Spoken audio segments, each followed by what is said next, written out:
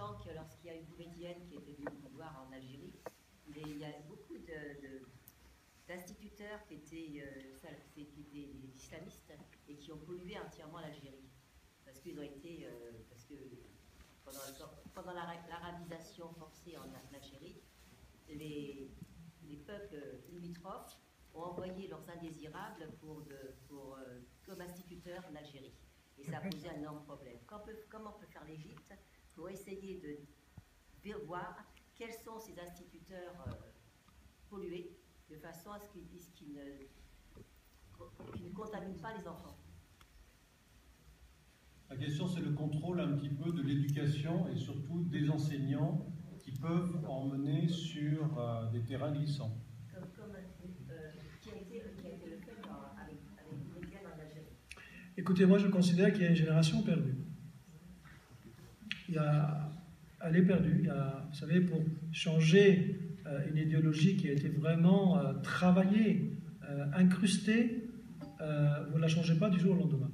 Il y a un effort terrible, immense. Et je dirais, pourquoi l'Occident n'aide pas l'Égypte pour s'en sortir? Il n'y a aucune aide. L'Égypte, elle travaille seule. Elle fait la guerre contre les terroristes du côté Sinaï Est, du côté Ouest, du côté libyen, et puis à l'intérieur. Et puis elle reçoit quoi?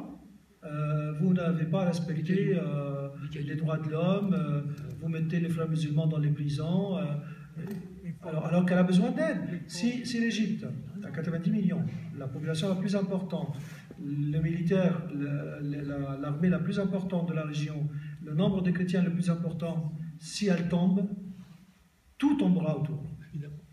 Donc, il est dans l'intérêt de l'Occident d'aider le pouvoir aujourd'hui. Et il ne faut pas laisser passer la chance, parce qu'il y a énormément de menaces.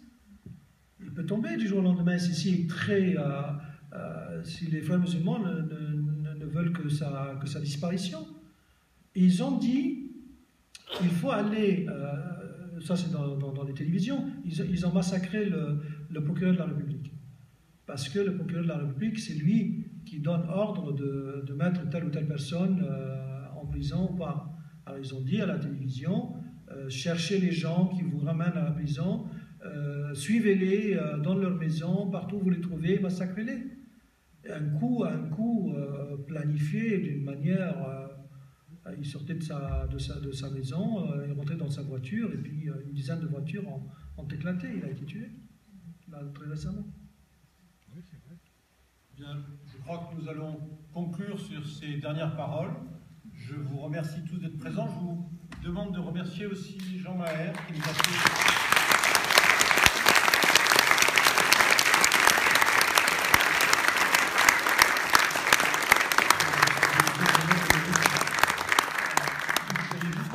Un message à passer? Voilà. Il y a un membre de notre organisation, au fait, Samir Begali, qui a écrit, c'est un écrivain.